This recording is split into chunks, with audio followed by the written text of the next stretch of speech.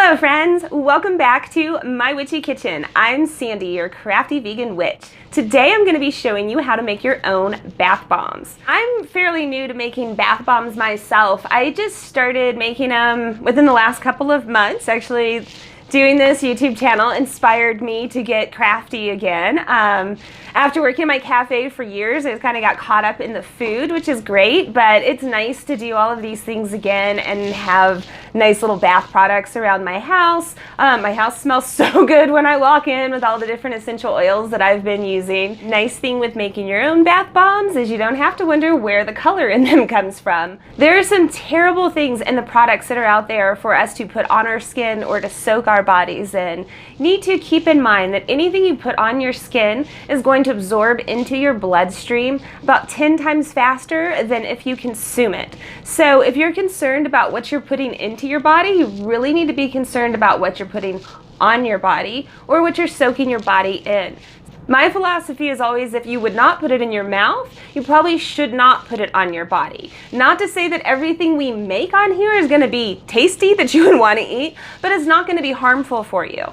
We're using baking soda, citric acid, Epsom salt, sea salt, cornstarch, some coconut oil. I used avocado oil. You can use grapeseed oil or olive oil, whatever you prefer. And then the color that I use for the bath bombs, because it's not quite as exciting, especially for kids, and this is a very kid-friendly bath bomb. My 8-year-old loves bath bombs, but usually don't let him get them from the store because who knows what's in those. It's not safe for him. So, you know, you want to have the colors and make it fun, but I'm using mica. So there's nothing artificial, there's nothing that's going to stain your tub or stain your body or poison your body. We're gonna put some flowers in there, which is nice because once they fizzle up, you have little flowers floating around in the tub, and then essential oils for the smell. So there's no strange perfumes going on in there either. Now, if you have not yet subscribed to My Witchy Kitchen, I hope you'll take a moment, subscribe below. If you'd like to be notified of my latest videos and keep up on what I'm brewing up for you here in My Witchy Kitchen, be sure to turn on the little bell icon as well. I really appreciate all of the comments that I've gotten so far, and I really welcome more comments from you. What would you like to see in the future? Are you liking the content that I'm posting so far? Really love hearing from you guys. It's so encouraging for me. Now, without further ado, let's get started. Let's make some bath bombs.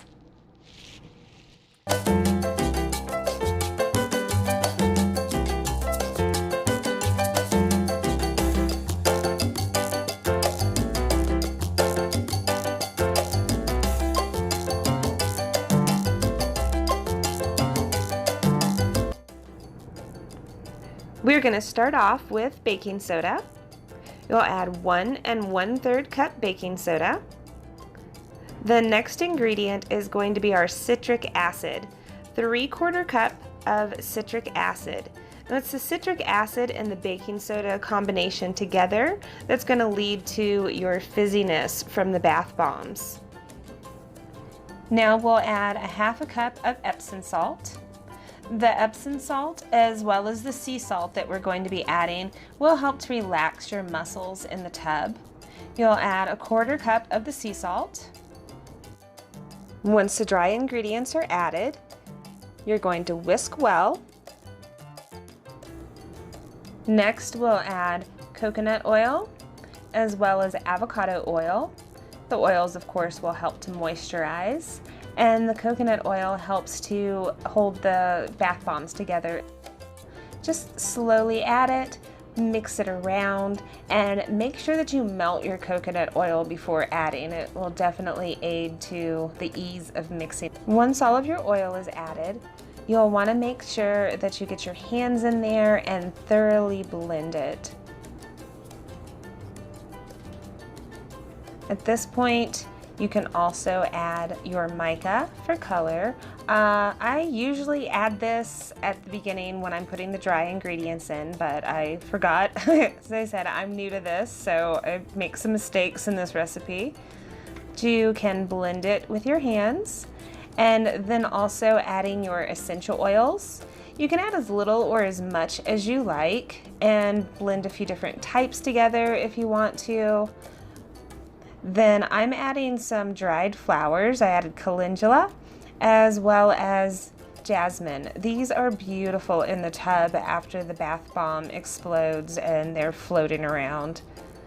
Now here I add cornstarch. Cornstarch helps to soften your skin in the tub and should have been added with the dry ingredients as well. Whoops! But we can put it in. This is a very nice forgiving recipe. Here I added a little bit more water, about a teaspoon, but just slowly drizzle it in. And then you can spray the mixture to keep it damp. It really needs to be nice and damp to hold together. You've got to get it to the right consistency and then it works well. Before that it will crumble. If you find that it crumbles as you put it in the molds, this is a very easy recipe. Just throw it back in, add a little bit more, keep a spray bottle on hand because you'll probably need it as you put the mixture into the molds. That one went in very nicely. Now this next one, you'll see is kind of difficult and doesn't want to stay together. When this happens and they break apart, you can keep trying to put them together, or you can just throw it back in. It's gonna work a lot better. Just throw it back in, spray it with some water. Also, you can spray it with witch hazel, which is what I'm using this time around. I think that it makes it fizz a little bit less, but I don't know, that really could just be my imagination. But add a little witch hazel, and like I said, if you need more water, you can add another, half teaspoon or a teaspoon as you go along. Just put it in there very slowly because too much water at once and it will start to fizz up. Now don't worry if it starts to fizz up, just back off and mix it together as quickly as you can. So I'm putting this in the molds. You see I test each one of them to make sure that it's going to hold together and that they're not breaking apart. After that I did some silicone molds. The silicone molds need to stay in the molds themselves for about 24 hours so that they cure and get completely dry. Otherwise they'll crumble when you pop them out. Now, with the crumbs that you have left at the bottom, you can save those and throw those in the tub for a nice big explosion. I usually put like a wax paper, parchment paper underneath this, and that way I can just pick it up and dump all of the crumbs at the end. Obviously, I forgot to do that on this recipe. So here we take them out of the molds as soon as we finish and put them on a pan or any kind of sheet and let them cure for about 24 hours. They're going to still be damp as you take them out. They can be a little difficult to remove. Just work with the molds and wiggle them around.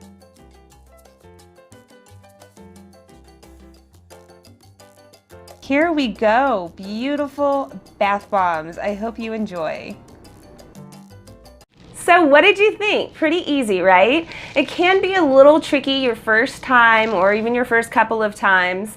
It's not going to want to stick together. That's where the little spray bottle comes in handy. It's very important to keep the bath bombs moist, but as I've mentioned before, you don't want to get them too wet because if you do, then they're going to start to foam up. If that happens, don't panic. Just don't add too much water, just a little at a time. And again, that's why spray bottle is really nice. Make sure as you pack them into the molds, you'll see how I twisted them and pulled them apart a little bit. Just make sure they're holding together because sometimes they like to pull apart in the middle. If they do, I found it's best just to take them out completely, spray a little, get them moist to where they hold together, and then pack them in there.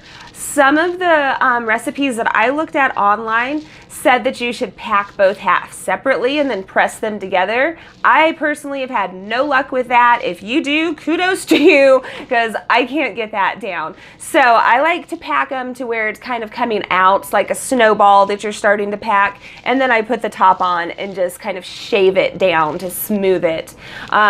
Make sure it's sticking together, and then it just has to set for a few minutes. I did one and I forgot to add ingredients, and that just seems so easy to put them together, and I realized, oh, I left some of the dry ingredients out. So if it seems too easy, it might be. You might have left something out. Now, of course, when you use the molds like I used, these need to set and cure for at least 24 hours. You can leave them longer than that.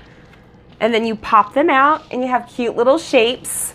You want to make sure that your molds are pretty firm. I'm over here. Sorry. Okay. You want to make sure that the molds that you choose for your bath bombs are pretty firm. Now, I tried some little starfish. As I packed the bath bombs in there, they kind of got distorted on the shape. So my son doesn't mind. He's going to use those. If you can just say, I don't want to put this in molds, and you can let it dry, and you can just throw handfuls of this into your tub if you don't want to make the bath bombs. My 8-year-old makes me save some aside so that he can do that. It's a bigger explosion all at once. Of course, it's a lot faster, but for kids, it's exciting, and you know, for adults too, why not? These are our finished product bath bombs. Have a few different sizes, and there's different kinds of molds, and of course, like I said, the little silicone molds all work very well. So I really hope that you enjoyed the bath bomb recipe, and I hope that you'll tune in next time to see what I'm brewing up here for you in my witchy kitchen. And until we meet again, my friends, remember to be crafty.